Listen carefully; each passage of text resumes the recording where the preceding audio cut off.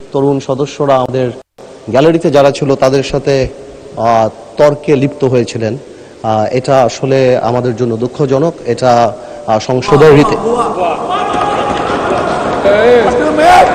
মাননীয় স্পিকার, আপনি দেখতে পারবেন এগুলি রেকর্ডেড আছে। পরবর্তী বক্তা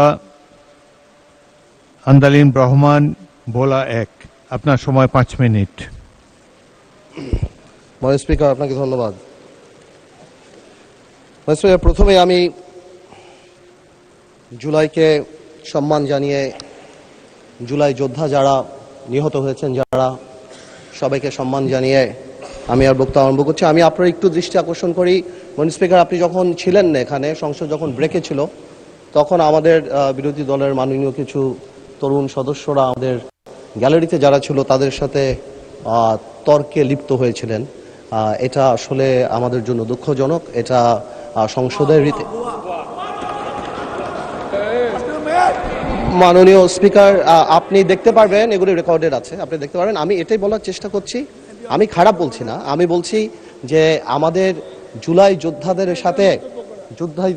সাথে ডিল করার জন্য আরো অনেক ধৈর্যের পরিচয় দিতে হবে। আমরা আর কিছুই বলি নাই, আমি আপনাকে খারাপ কিছু বলছি। আমি বলছি যে ওনারা যেহেতু আহত, ওনারা নিহত, they paid the price, we are here, এই কারণে আমাদের সহ্য ক্ষমতা আরো বাড়াতে হবে। আমি এই ব্যাপারে এইটাই বলছি, এর চেয়ে বেশি কিছু বলে নাই। যাক, অনেকগুলি ব্যাপার আসছে। মাননীয় সংসদ সদস্য আক্তার সাহেব আমার নাম নিয়ে বলেছেন, শুধু আমি একটু আনসার করি। কোয়াজাই কনস্টিটিউশনাল ব্যাপারে একটা কথা আসছে, যে আমি বলেছিলাম কোয়াজাই কনস্টিটিউশনাল ব্যাপারটা ছিল। আসলে কোয়াজাই কনস্টিটিউশনাল ব্যাপারটা তো ছিল, এখন নেই। ওটা ছিল বলেই তো কনস্টিটিউশনের কিছু কিছু পার্ট আমরা সে সময় নিয়েছিলাম, মাননীয় স্পিকার। কারণ এই সংবিধান তো বলে নাই যে কোনো দেশ থেকে প্রধানমন্ত্রী ভেঙে গেলে কি করা যাবে। সংবিধানে অনেক গ্যাপ ছিল, যার কারণেই দেখা গিয়েছিল যে সেই সময় শাহাবুদ্দিন সাহেবের ওখানে আমাদের অনেকেই এখানে যারা আছেন ওনারা শপথও নিয়েছেন, কিন্তু পরে আবার শাহাবুদ্দিন সাহেবকে চ্যালেঞ্জ করেছেন, এই পার্লামেন্ট ছেড়ে বয়কট হয়েছেন। তো এই ব্যাপারগুলি তো ছিল। আমরা তো সেই সময় এই জিনিসটাকে ম্যানেজ করার জন্য একটা সিচুয়েশন ক্রিয়েট করতে চেয়েছিলাম। আরেকটা কথা আসে, সংস্কার। আমার সময় অনেক অল্প, মাননীয় স্পিকার, কথা তো অনেক চলে আসছে। আপনার হুইপ আপনাকে এক মিনিট সময় বাড়িয়ে দিয়েছে। সংস্কার আর সংশোধন, এই দুইটা কথা নিয়ে খুব আলাপ হচ্ছে, মাননীয় স্পিকার।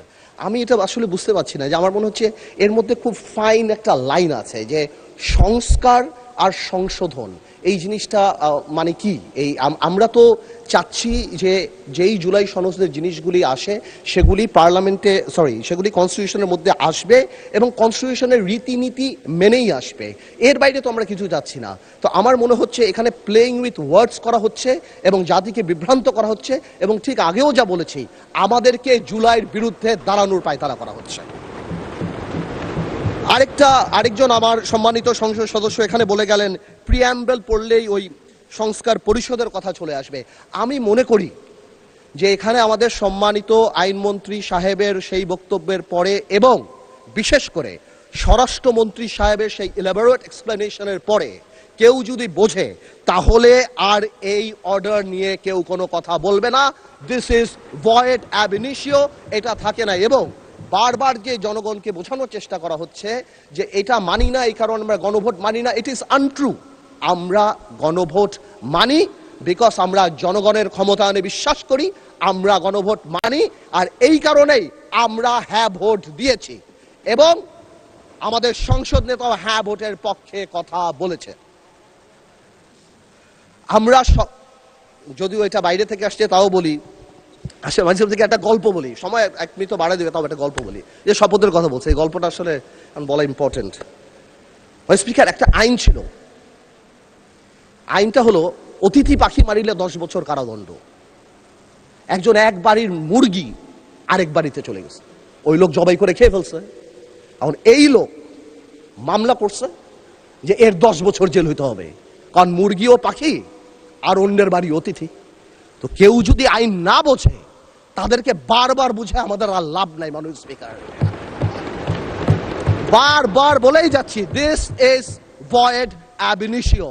উই রেসপেক্ট রেফারেন্ডাম, এই কারণে আমরা আসছি।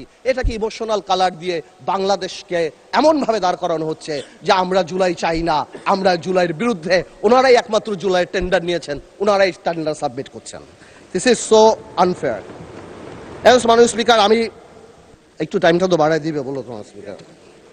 আরেকটা কথা, 1 মিনিট আপনার শেষ হয়ে গেলে আরেক মিনিট বলতে পারবেন। Thank you. জুলাই জাতীয় সনদের 2025-এর ভবিষ্যতের পথরেখা, আমি আগেও যা বলছি এখনো তা বলছি, আমি আগেও বলি না, এখন সবসময় বলি যে যেই সংবিধান জনগণের কথা বলে না, জনগণ সেই সংবিধান ছুঁড়ে ফেলে দেবে। বাট যেটা আমরা সংশোধন করতে পারি, যেটা আমরা ঠিক করতে পারি সংবিধানের মধ্যে থেকে, আমরা সেটাই করব। আর এই ভবিষ্যতের পথরেখার আরেকটা কথা বলে দিতে চাই মাননীয় স্পিকার, এই পথরেখায় আমরা সবাইকে সাথে নিয়ে চলতে চাই এই পথে, এবং যখন চলতে চাই আমরা গণতন্ত্রকে আপলিফট করে চলতে চাই। জনগণের ম্যান্ডেট, যার কারণে 217টা সিট পেয়ে আমরা এখানে, আমরা আইন পরিবর্তন করতে চাই।